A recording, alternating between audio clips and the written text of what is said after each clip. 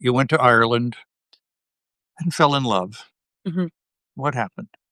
Yeah, I came to Ireland 13 years ago now when I was 24. I had just finished my master's degree in creative writing at the University of Notre Dame, and I had had a very close miss at a Fulbright scholarship to come to Ireland to study selkies, which are sort of Celtic versions of mermaids. They're seals that can turn into people. And I had sold my first novel, which is a young adult novel about selkies. So I came to Ireland to do some research, but I really also, as I talk about in the memoir, was trying to get some space and some distance from my family of origin, and so I came to the west of Ireland and I started doing help exchange at a youth hostel on the Aran Islands, and I pretty quickly fell in love with a charming Irish horse trainer and ended up eloping. So I first came to Ireland to stay for about 2 months, but I'm still here 13 years later. So that's kind of what the book is about. Yeah.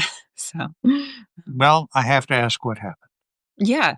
So, right. Like I said, I fell in love with an Irish man and we eloped a year after we met. And then about 3 years after we got married, we had a child.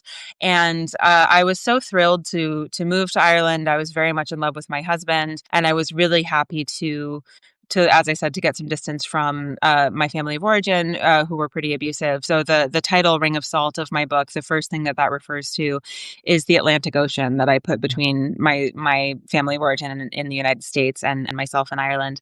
And but unfortunately, my marriage became abusive as well. I found myself in an emotionally abusive situation, which only sort of became more extreme after we had a child. And one of the reasons that I wanted to write this book is because I eventually learned that a lot of relationships become more controlling or more abusive only after a child is born, which can make it a lot harder to leave. And so I think my highest goal for this book, and I mean, I know you're right, there's a lot of painful things that I talk about in this book, but to me, it is a happy story with a happy ending. And I wanted to offer that to, I think my ideal reader is someone else who's gone through something similar and that they might relate to it or sort of it might help them see a path into a different kind of life.